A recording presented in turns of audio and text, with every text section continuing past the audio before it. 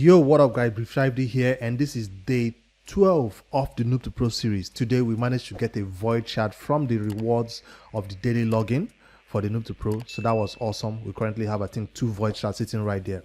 What you're watching right now in the background is the painful process of trying to get a lifesteal or speed artifact, your first 5-star artifact from the campaign. Yes, that's what this video is all about. This is not the first time I've done such a video. This is just a reminder for newer players who are just joining this series or starting raid newly, that there is a best time to farm for this stuff and there's a worst time to farm for it. All right, so I just wanted to show you the process. It's a painful one because most of the items you'll be getting is 3 stars, 4 stars, and it will not matter. Even when you get a 5-star, it might not be the main stats you're looking for. So it will be totally trash for a while, but eventually you'll get it. So when is the perfect time to farm brutal for whether speed artifacts or for lifesteal artifacts? Those are the 2 best artifacts that I would recommend you farm from brutal. As for accuracy stuff, you can always get perception easily for that. So the best time for you to farm this stage, you see me repeating, looking for that defensive percentage chest for my frozen banshee. The best time to do it is that time when you cannot beat brutal 12-3. Remember when your kill was at 50, or your kill is still at 50, and he cannot solo the brutal 12-3, the highest stage of the campaign? It's best you fall down to this stage. You might say, okay, a level 50 kill might still fail in this run. No, most of the time he can even farm that brutal 12-3, but it's not consistent. Rather, you've come down to, I think is the War Maiden stage, and you farm that. Rather, instead of farming the War Maiden stage, it's better you farm here right now. So that's what I wanted to remind you, that it's better you farm this at the earlier time when you're not yet at 60, or when you can't beat brutal yet. Another time you can farm this stage consistently and repeatedly until you get all the artifacts you need is when your kill is 60. Yes, your starter is 60, but he's still kind of failing the brutal 12-3. If sometimes he gets 1 bomb and he dies, maybe your artifacts are not yet at 16. I'm talking about your helmet and your defense, your shield. Those 2 things that are supposed to make him survive at least 1 bomb from the Lord Shazar is killing him. It's not time for you to stay in brutal and keep losing like 40% of the battles to 1 bomb. So that time is best for you to drop down stages and come down to this speed artifact or lifesteal artifact, depending on what you need to farm those up and keep for champions who need it. So I didn't just come here and start farming it. I had champions that needed it before I came here and start farming it. That's something you have to watch out for. If you have an apothecary, you pulled it from a mystery shard. If you have a frozen banshee, or if you have Terrell, a lot of people start raid right now with these link codes, right, that give awesome starter champions. Trash right there. So I'm looking for 5-star artifact. You started with the Terrell link, or you started with Recordrat link, and you have those awesome champions. You need them to go fast. You need them to have 5-star artifacts. You don't want to have 3 or 4-star artifacts anymore, because they keep dying in higher content. 5-star artifacts is going to make them better. So that's why I call this one, it's better than nothing. Yes, because a lot of people look down on, it's not just 5-star artifacts. It's not even an uncommon one. It's just a gray, I think what it's called is a common one, right? A common artifact. It's not uncommon that is green color, or rare that is blue color. It's just the gray one. It is perfectly fine to take that artifact to 16. Guess what? That artifact will be on your champion for a long time. You know how we kind of put our kill in the starter 4-star artifact and it stays with him for a long time before you can find a replacement? Yes, that's how some people are still rocking their starter champion kill until today, because that's how good those artifacts can be. It's not because a artifact is gotten from a particular source that means the substats might be bad, but at least it will serve you better than most things you have. Is this percentage? Nah, it's still attack. Also, I'm doing this because it coincides with one of my missions or challenges that gives me energy right there. So I'm currently farming I farmed one for glove percentage. I farmed one for so I was waiting for these missions to actually open before I do this farming. So I'll switch over to gauntlet right now and see if I can get a defense percentage gauntlet. So at the same time, I'm sourcing for energy. Remember yesterday we talked about running out of energy and looking for ways to get energy. So to the ordinary eye, it might look like I'm wasting energy just farming artifacts that I will never get, which is a defensive percentage chest or a defense percentage gauntlet. But hey, it's not total waste because I'm also sourcing the energy back. I spent about 40 energy so far and I've gotten it right back with 80 right there. So the next one is supposed to farm gauntlets, attack percentage, 4-star gauntlets. Okay, they say equip it, so I might need to equip it to a random champion and then take it off the champion later. So that's for new players who are just coming in. I just wanted to remind you that campaign is better to farm for those items than the dragon. So if you can beat dragon 10, a lot of people say from dragon 10 you can start farming it. I wouldn't recommend you start farming dragon if you can beat 10 for artifacts. Even if you can do 11, 12, even 13, I don't think it's worth it, because you will spend so much energy getting so much trash.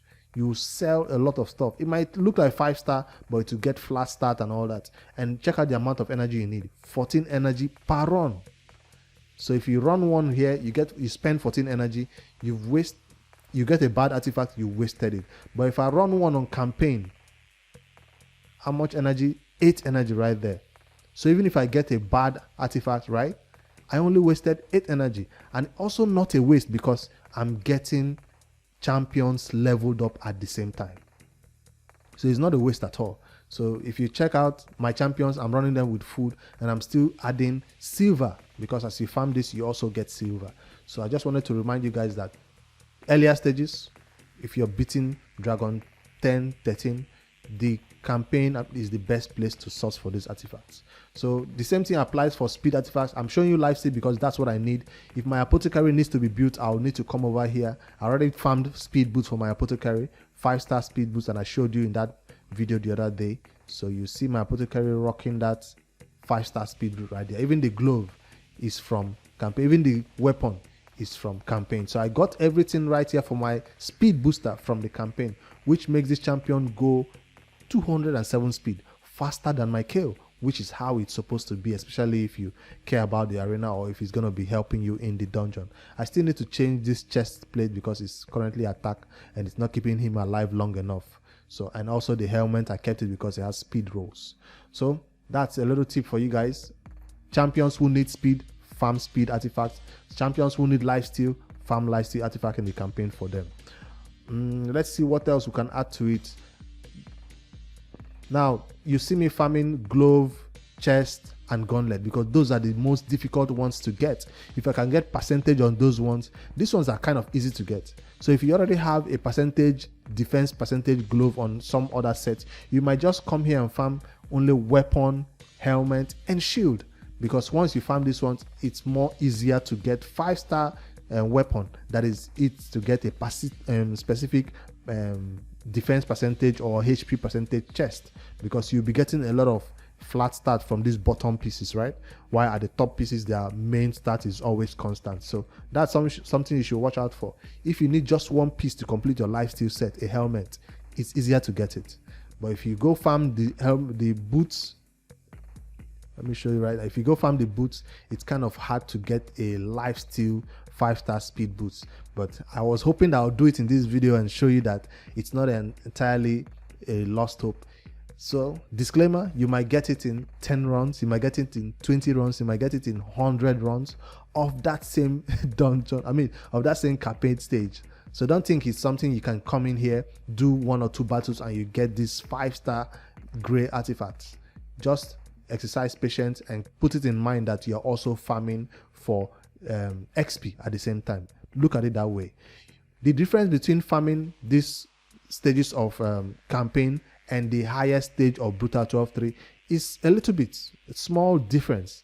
What's the difference? In 12.3, I think you get about 8,400 or 8,500 and XP per champion if you have full 3-man team going with your starter champion. Is it? Yes, I think it's about 8,000. While on this stage, you get about 7,200. So about 1,000 less XP per battle that you're currently doing for each champion. So I wouldn't say it's that much of a huge difference that you're losing out on.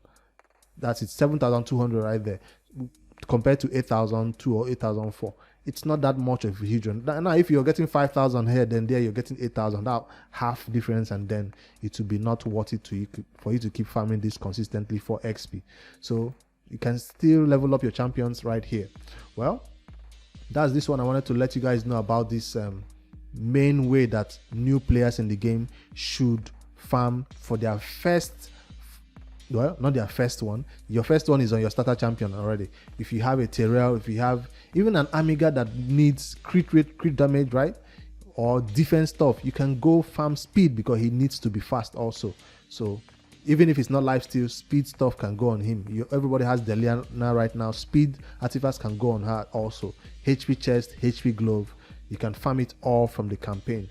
If you're not getting any luck from the dragon, it keeps dropping trash for you. All right, you guys let me know what you think about this one. Before I do go, I want to add other updates for you guys. So this one is a little bit all around in terms of the content. On my main account, oh, that's this previous one I was talking about, dragon versus campaign. On my main account, I managed to get myself at the top position trying to get the relentless piece, legendary piece, and it seems like it's gonna happen, but somebody is in the running. So I wanted to show you the progress. So tomorrow on Discord, I'll show you my final result to see if I actually won that relentless 6-star piece, because it's currently a battle. 2 people are running for it, trying to get it, but let's see who finally gets it. What else do I have for you guys on the Noob to Pro champion training? We're gonna be second on that one. CVC is coming up on Tuesday. I don't know if you've heard about it. Clan versus clan tournaments or challenge, whatever they call it, is going to be coming up on Tuesday next week. What's special about this one? It contains personal rewards. Now, personal rewards mean, apart from those ones you get whether you win or you lose, the personal rewards have more energy, more gems, a lot of more important stuff that you need. So why am I bringing this up? For my clan, an NP2 clan, you guys please be notified of this, that it's time for us to start saving our resources. I'm talking about books, champions that you need to put books into. Just wait until Tuesday. This is already Saturday, Sunday, so wait Monday, Tuesday, and we can start spending books on our champions again. So if I head over to my skill tool, I have 2 books right now. I will not spend it on Terrell, who needs it, or Rector Drat. I'll wait till that day to do it. I even have rare books right there that I was supposed to put on Frozen Banshee. I'll keep everything till that day to begin to put books again. So immediately CVC was announced that it has personal rewards. I'm not just doing it for the clan to get the best reward in the clan to push the points. I'm also doing it for me to get my maximum personal rewards. If you do not save these resources, you will not get your maximum personal rewards. That's just the truth as a new player.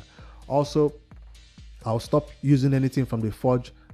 Do your normal fashion wars as usual, get the forge materials, and wait till Tuesday before you can forge it, because this is a good way for us to gather CVC points. So if you do not know, newer players in the game, CVC is important. You get a lot of resources to continue your farming, because we are looking for every way possible to get energy. So we'll begin to save every resource that is needed to push it when it finally launches.